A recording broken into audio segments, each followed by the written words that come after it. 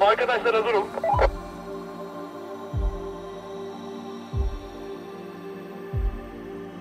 Görece bütçe dahilinde sayılabilecek elektrikli arabaların yarışında bugün Renault Zoe ZE40, ZE50, Smart, elektrikli Mini Cooper, BMW i3 ve %100 elektrikli Hyundai Kona yarışacağız. Elektrikli otomobil dragındayız. Motor 1 ile e-Garaj'ın ortaklaşa düzenlediği bir dragdayız. Petronas sponsorluğunda. Solumda Kutay, en solda. Onun yanında Eren, ben. Yanımda Emir. Onun yanında Ahmet, garaj ekibi ve Onur. Ben i3'ün içindeyim. i3S, 2020 model 120 amper i3S. Favori gösteriliyorum ama yine de 120 amper i3 kasa boyutu olarak biraz şehir içi arabası konseptinde yüksek olduğu için aerodinamiden dolayı 400 metre sonrası riskteyim. Özellikle Kona'ya karşı ama Kona da bir SUV olduğu için çok ümidim de var. İlk yarışımız, göreceğim sonucunu. Ben Renault Zoe'nin yeni neslinin ZE50 R135'ini kullanıyorum. Bu arkadaşta 52 kWh'lik bir batarya var. 135 beygir güç, 245 Nm tork üretiyor ve 9.4 saniyede 100 km/saate çıkabiliyor. Renault Zoe'deyiz. Bir detay vermem gerekirse Zoe 40 kWh'lik, hatta 41 kWh'lik bataryamız var. Hemen yanımızda büyük ihtimalle yarışı ikinci sırada bitireceğini düşündüğüm Mini var. Mini elektrikli Mini'miz var. 170 beygir gücü var. BMW i3 ile Mini Cooper aslında birebir aynı powertrain'e sahipler. Birebir aynı çekiş aksamına sahipler. İkisi de BMW'nin kendi yaptığı, aslında i3 için geliştirdiği sürüş aksamı. Ama burada Mini Cooper bir 20 kilogram kadar daha ağır ve daha aerodinamik olduğu için de bir avantajı var. O yüzden yüksek hız kısmında daha aerodinamik olmanın avantajını kullanabilir. Sol tarafımda gruptaki favorilerimden biri Hyundai Kona EV var. 204 beygirlik versiyonu. Gayet güzel bir menzili var.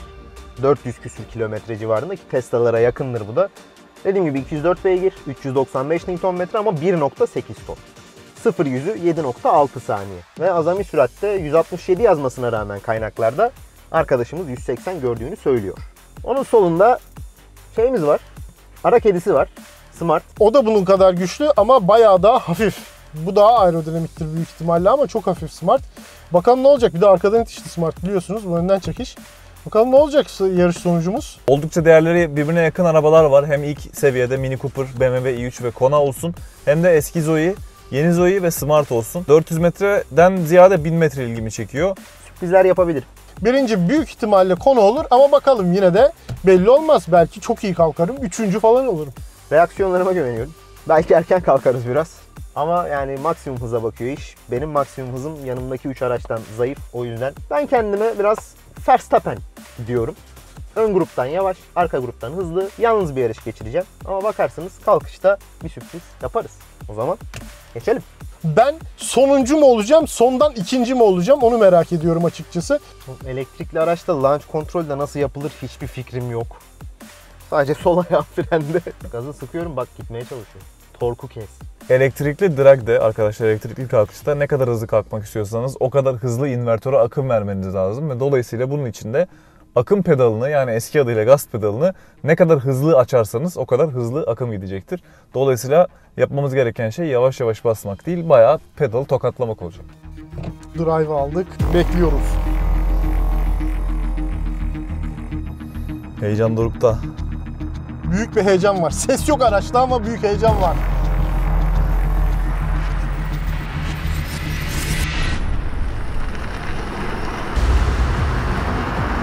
Wow! Yeni Zoe'den daha iyi kalktım ama aldı götürüyor. Of. BMW ile Mini yan yanalar ve bayağı iyi gidiyorlar. Mini ile iddialı gidiyoruz. Smart'ı geçemedik lan. Verstappen falan değil, Smart bayağı yürüyor.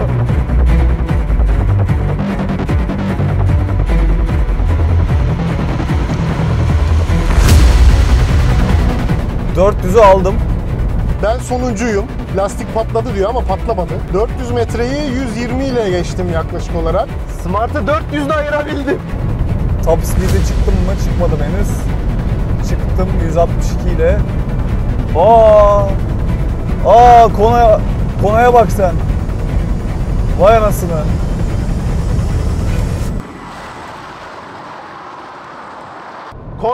Kona ayırdı. Zoe yazık yavrum, Onur gene sonuncu kaldı.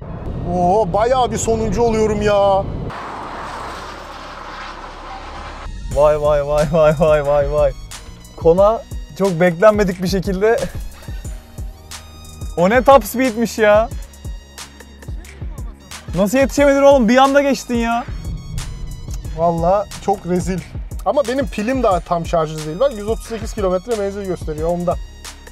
Sonuncuyuz.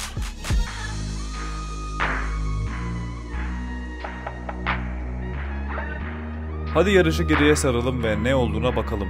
400 metre yarışımızı i3S yani i3'ün spor versiyonu birinci tamamladı.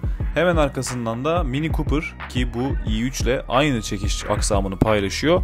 Hemen arkasından ikinci olarak tamamladı 400 metreyi ve üçüncü olarak da Kona geldi ve üçünün de 0-100'leri 6.4-6.5 saniyelerinde çıktı yarışta ki üçünün de aslında 6.9 ve 7.4 arasında 0-100 değerleri değişiyor olmasına rağmen yani kağıtta yazanlardan daha iyi performans gösterdiler. İkinci ve daha arkada kalan 400.000 TL 6 gruptaysa en yeni çıkan Renault Zoe'nin büyük pillisi ZE50 yarışı ikinci grupta en önde bitirerek yarışı dördüncü bitirdi 400 metrede. Hemen arkasından Smart ve en arkada da Zoe ZE40 yani Renault Zoe'nin aslında ikinci nesil sayabileceğimiz 2017 model aracı bitirdi. Bunların da 0-100'leri yine çok yakın saniyelerde oluştu. Smart 11.16 saniye, ZE50 11.23 saniye ve ZE40 11.28 saniye. Aslında yani Smart 0-100'ü ZE50'den saliselerce ki bu şoförün reaksiyon zamanına göre de değişebilir ama önde tamamlamasına rağmen 400 metreyi Smart ZE50'den geride tamamladı. 1000 metreye geldiğimizde ise üst grupta ciddi bir değişiklik oldu ve yüksek hız avantajıyla Kona 1000 metrede arayı kapatıp 1000 metreyi 29.39 saniyede tamamlayarak i3S'in önüne geçti. Aynı sürüş aksamını paylaşan iki arabadan i3S ve Mini'de ise i3S S olmasının avantajıyla 160 km hızı çıkabildiği için önde tamamlarken Mini Cooper 150 km hızı geçemeyerek 3. sırada kaldı. Hemen 4 saniye arkalarında ise 35.56 saniye ile ZE50 5. sırada. Hemen yarım saniyeye kadar arkasında 36.24 saniye ile Smart ve ZE40 2017 model Renault Zoe'nin ikinci nesli 37.5 saniye ile de yarışı 6. tamamladı.